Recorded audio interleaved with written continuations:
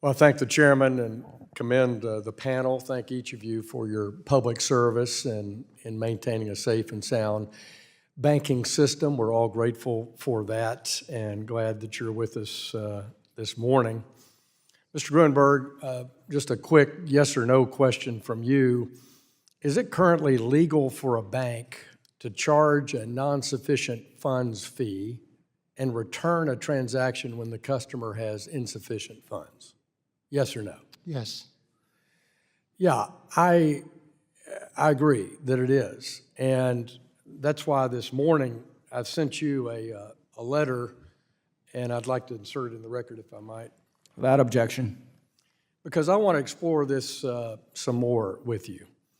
When I was home during the August district work period, and then back in October, I was stopped by banks of all sizes, mostly in a mix, both Fed and state non-member banks. And they all said to me that recently, in the last few months, FDIC examiners seem to be taking a new interpretation of unfairness, and I put that in quotes, under the Federal Trade Commission Act as seen by the FDIC's March 2022 Consumer Compliance and Supervisory Highlights and its August 2022 Financial Institution Letter.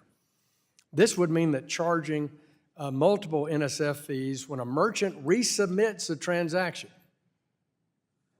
against insufficient funds, and the account would be deemed unfair by Section 5 of that FTC Act. However, in order to conclude that a practice is unfair under that act, I'm sure you know, it must find that it's, quote, is not reasonably avoidable by the consumer, close quote. But customers have ample opportunities to avoid multiple NSF fees in banks, such as when banks notify them time and time again about when an NSF fee can be charged. So, Mr. Gruenberg, is it now charging multiple NSF fees for repeated transactions? Do you believe they're not reasonably avoided by customers? Please. Yeah, thank you for the question, Congressman. It does depend on how the bank handles the issue. You're perfectly right that if a bank customer writes a check and there's not enough in the account to cover a payment to a merchant, and the merchant asks for payment, the bank can charge an insufficient fund fee. And then if it's represented a day later? And if it's represented, the bank may be able to charge an insufficient fund fee. I think the issue here that was raised in a couple of cases was, did the bank disclose to the customer its policy in regard to... Let's assume they did. Okay.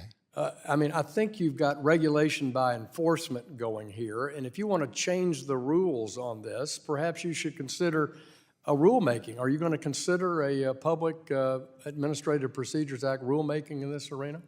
We did. You raise an important point that there may not have been understanding among bankers as to the issue here. As you know, we did issue a financial institution letter, which we tried to lay out in some detail.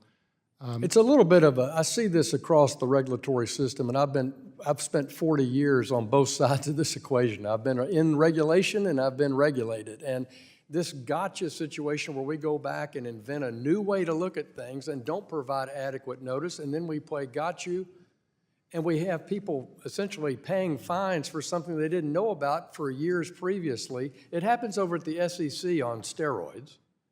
It's not fair to the system. It's not the way we do regulation in the U.S. So again, I invite you to, will you simply go to using the API and propose a rulemaking on this? Well, I don't know that I can, well, we can consider that. Would be happy to sit down with you and your staff. Would enjoy that. And I think we'll certainly respond to your letter. Yeah, well, respond to my letter. Acting Director Sue, same subject. Are you seeing this in national banks as well?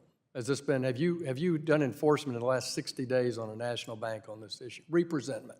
So I'd have to check with my folks. I don't want to answer that precisely. I don't believe so, but I have to check with my folks. Yeah, I don't think you have either. So if you would, respond to my letter. Thanks for the dialogue on this. I think this is not the way we should do regulation by enforcement. Let's have a forward-looking process and be fair. Thank you very much. I yield back. Gentleman's time has expired. Chair will recognize himself for 5 minutes. So I escaped this committee for about 2 minutes. I went upstairs to the Science Committee, where I sit down. We're talking about the James Webb Space Telescope. And the first thing they start talking about is inflation. Inflation